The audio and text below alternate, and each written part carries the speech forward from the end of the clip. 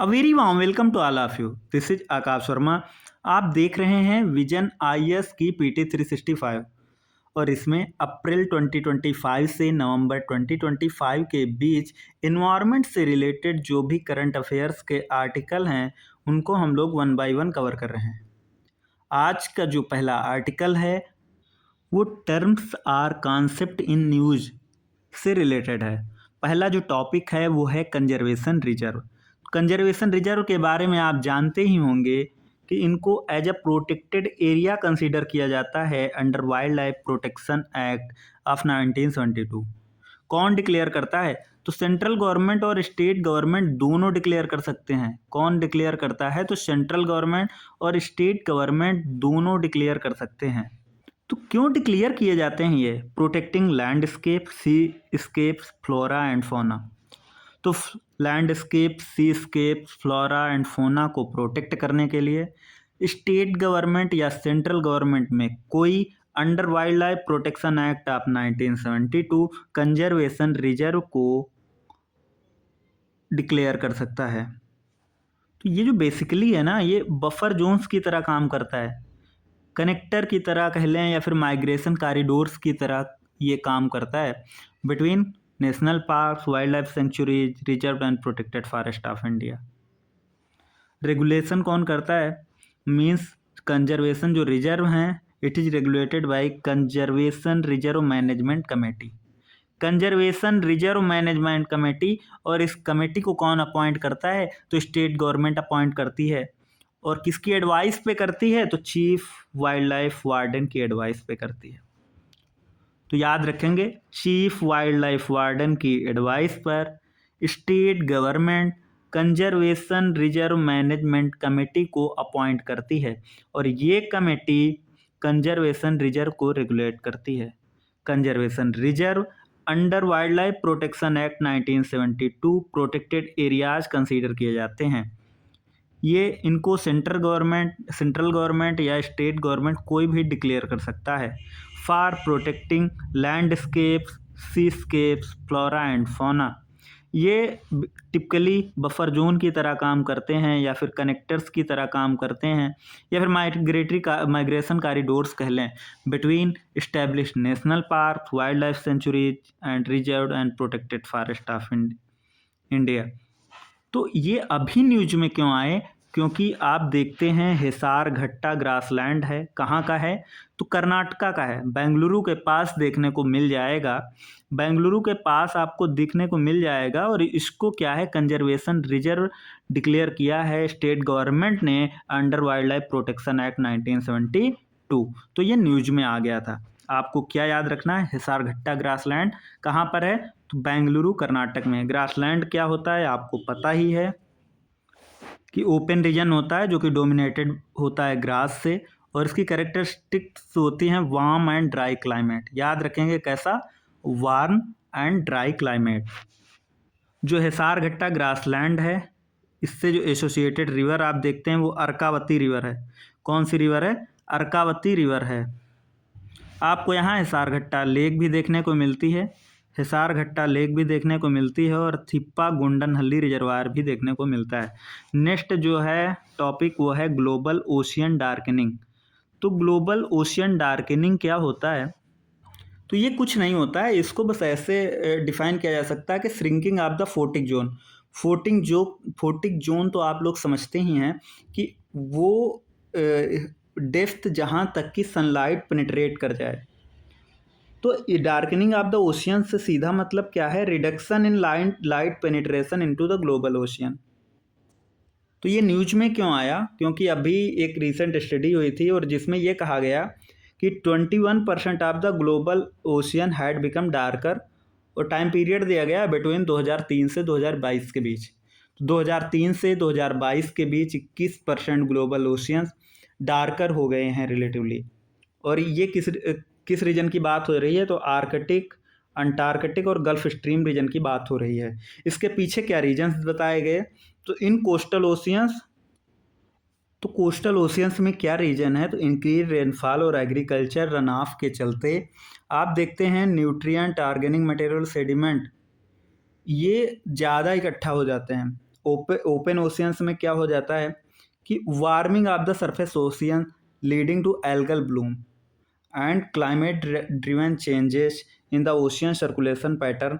ये कुछ रीजन है जो कि कोस्टल ओशियन या फिर ओपन ओशियंस में डार्कनिंग ऑफ द ओशियन के लिए रिस्पॉन्सिबल है। इसका क्या इम्पैक्ट देखा जाता है, तो ओशियन प्रोडक्टिविटी में कमी देखने को मिलती है, क्योंकि लाइट अगर पेनिट्रेट नहीं करेगी तो फिर फोटोसिंथेसिस ही नहीं हो पाएगा, फिर खाना कैसे बनेगा, फिर अदर जो ऑर्गेनिज्म हैं उनकी भी लाइफ को इम्पैक्ट करेगा। नेक्स्ट जो है टॉपिक वो है एनवायरमेंटल डीएनए से रिलेटेड। तो साइंटिस्ट क्या कर रहे हैं, एनवायरमेंटल डीएनए एनालिसिस की बात कर रहे हैं जिससे कि बायोडाइवर्सिटी को कंजर्व किया जा सके। तो एनवायरमेंटल डीएनए क्या है, ये कुछ नहीं है, इसको ऐसे समझ सकते हैं कि एनवायरमेंट में ऑर्गेनिज्म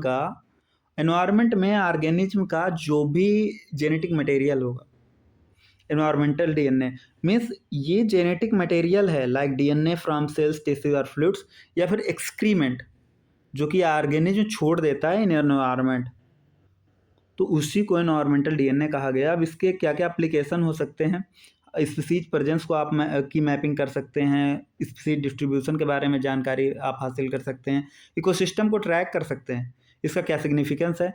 तो ये नॉन इन्वेजिव है, हाईली सेंसिटिव है, रैपिड और कास्ट इफेक्टिव होगा चीज़ों को समझने के लिए, और एज कम्पेयर टू अदर जो बायोमॉनिटरिंग मेथड्स हैं उनसे ये ज़्यादा कास्ट इफेक्टिव मिलेगा और ज़्यादा एक्यूरेट मिलेगा। तो इसलिए एनवायरमेंटल डीएनए की बात की जा रही है। तो एनवायरमेंट डीएनए आप लोग याद रखेंगे, ये genetic material like DNA from cells tissue fluids and excrement left by organism in the environment. Next topic जो है वो ब्लू वॉशिंग की बात करता है। तो ग्रीन वॉशिंग टर्म आप लोगों ने सुना ही होगा, वैसे ही अभी एक सिमिलर टर्म देखने को मिलता है ब्लू वॉशिंग। तो ये सिमिलरली डिसेप्टिव मार्केटिंग टैक्टिक्स हैं जो कि बढ़ा चढ़ाकर बताती है कंपनीज के कमिटमेंट को toward the responsible and sustainable social and ethical business practices. कि मीन्स वो बढ़ा चढ़ाकर ये तो बताती है कि कंपनी कमिटेड है सोशल और एथिकल बिजनेस प्रैक्टिसेस में रिस्पॉन्सिबल और सस्टेनेबल बिहेव करने के लिए, लेकिन ऐसा कुछ होता नहीं है, डिसेप्टिव मार्केटिंग टैक्टिक्स हैं। Other related term green washing तो हम लोगों ने पहले ही बताया था कि कोई कंपनी अगर बताती है कि वो एनवायरमेंटल एफर्ट्स ले रही है, ठीक है, लेकिन उसके जो प्रोडक्ट हैं वो इको फ्रेंडली हैं, लेकिन एक्चुअल में ऐसा कुछ नहीं होता है, वो फॉल्स और मिसलीडिंग क्लेम्स कर रही होती है, तो इसको ग्रीन वॉशिंग कहा गया था। और एक टर्म और आपको देखने को मिलता है पिंक वॉशिंग। मीन्स इसमें क्या होता है कि LGBTQ+ जो कम्युनिटी है इसके राइट्स को आप मार्केटिंग टूल की तरह यूज कर रहे हैं, मतलब एडवर्टाइजमेंट में आप भर भर के कहानी बता रहे हैं कि हम इनको ये अधिकार दे रहे हैं, वो इनको फैसिलिटीज दे रहे हैं, लेकिन एक्चुअल में ऐसा कुछ नहीं हो रहा है। आप इग्नोर कर रहे हैं या failing to improve conditions for LGBTQ+ employees. Next जो टॉपिक है वो है फंक्शनल डी एक्सटिंक्शन से रिलेटेड। तो जब सबसे पहले हम लोग बात कर लें फंक्शनल डी एक्सटिंक्शन होता क्या है। फंक्शनल डी एक्सटिंक्शन, इसमें क्या होगा कि जो कोई एक स्पीसीज है अगर वो एक्सटिंक्ट हो चुकी है तो हम इसमें ये फोकस करेंगे कि हम इसके इकोलॉजिकल रोल्स और ट्रेट्स को रिवाइव करने की कोशिश करेंगे। मीन्स ऑर्गेनिज्म की एग्जैक्ट रिप्लिका को हम लोग नहीं रिवाइव कर सकते, बल्कि उसके रिजेम्बलेंस में उसके जो ऐसे स्पीसीज को हम लोग रिवाइव कर सकते हैं जो उसके क्लोज रिजेम्बलेंस में हो, उसकी ट्रेट्स और उसके जो इकोलॉजिकल रोल्स हैं, उसके जो एट्रीब्यूट्स हैं वो लगभग मिलते जुलते हों। तो इसमें क्या क्या हम टेक्निक्स यूज करेंगे, तो CRISPR gene editing technique, cloning और जीनोम मैपिंग जैसे टेक्निक का यूज किया जाएगा।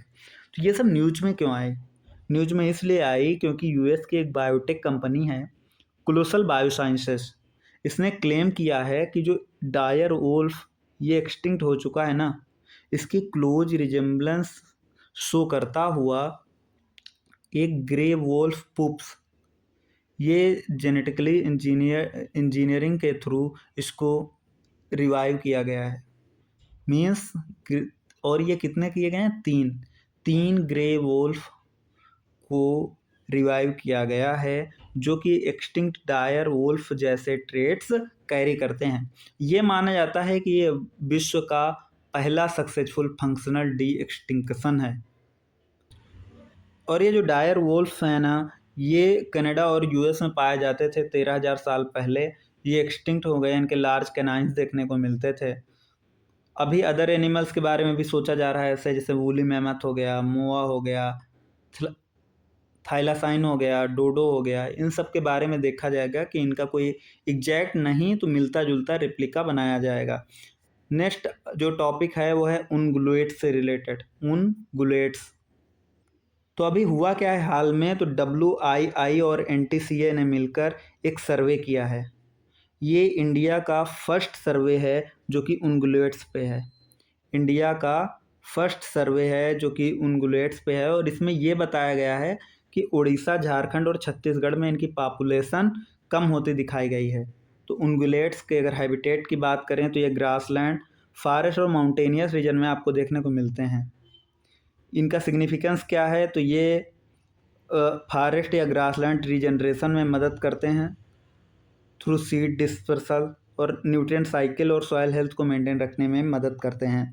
कैरेक्टरिस्टिक्स की बात करें तो ये हार्बीवोरस मैमल्स होते हैं।